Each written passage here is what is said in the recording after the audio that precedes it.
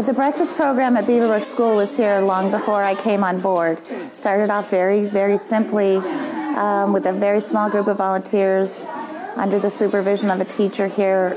They started offering just toast and peanut butter and jam and cereal and milk and juice to the children in a very small room, and it just grew from there. So is hunger a problem in the school? It's not a problem when they're at school, for sure. And we do everything we can to keep them fed. I'm not saying all children come to school hungry, but you cannot teach a hungry child very much of anything. So the first year we just did a straw bale garden, and it was about 36 by 6, and the children helped make the garden. They shoveled the dirt, they put in the newspaper, they planted, they did the whole 9 yards, and they just had a great time. Generated lots of great questions, and the teachers saw what was happening, and our community saw what was happening, and I had lots of questions from our community. So then that kind of snowballed into other organizations like Helping Hand and the Village of Salisbury and the Boys and Girls Club and the daycares coming to us and saying, well, gee, we'd kind of like to do this too. When I first started here, roughly 10 years ago, we had a community garden next to our school, but it was a little far. So that went away, and then all of a sudden we ended up having a small greenhouse to start our seedlings in and just introduce the kids to that. We were going to the market selling our starter plants. A few years after that, maybe 5 years ago, ended up going to a community meeting at the school here and just ended up talking about what we're doing at school, and people got interested, and we ended up with a hoop structure, our greenhouse, that was available for us. So the garden committee is made up of probably 5 to 10 kids.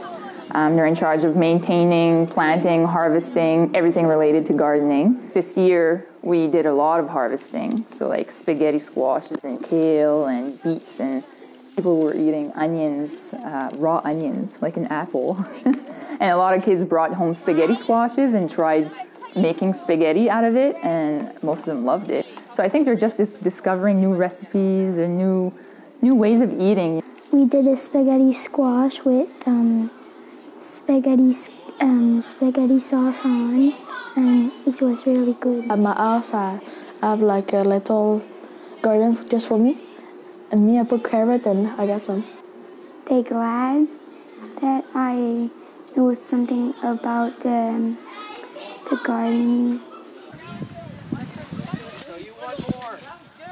The greenhouse has always been here at Caledonia. We've used it to grow plants and then to move those plants into classrooms and stuff to have enough, good air in the classrooms and to give some kids some greenery.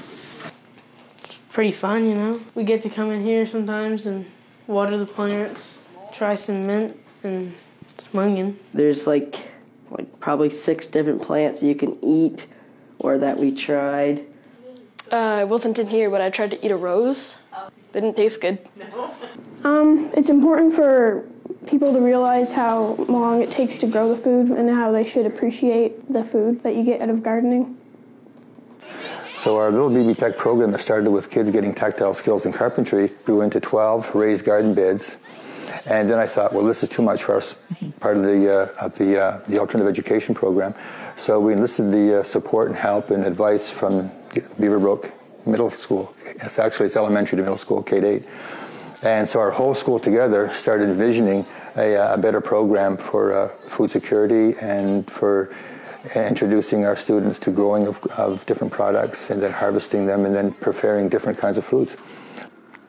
How has it helped their food literacy?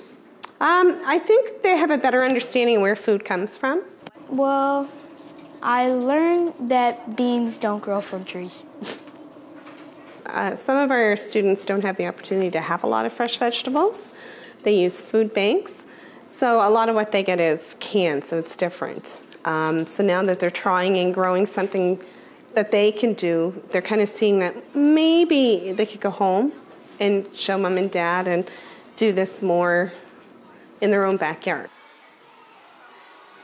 The harvest lunch is the kids have planted the vast majority of what they'll use. They harvest it when they come back in the fall, and over 2 to 3 days they prepare the soups. Different grade levels get involved. The kindergarten children usually make the rolls. The older students do more of the chopping of the vegetables and that. And there's a few that will stay and help us make the soups. They get the gym ready. There's decorations put up. They take care of all of that. And on the day of the harvest lunch, we feed the entire school, plus the teachers, plus volunteers, plus community members that come to the lunch. It's 2 years because of the breakfast room that we're in right now that the school got funding to get a kitchen and everything. And it's a much nicer event. We are trying to build a relationship with Queen Elizabeth School that's just across the street. And when we approached them to ask what things we could offer to them, Learning to Cook program was mentioned.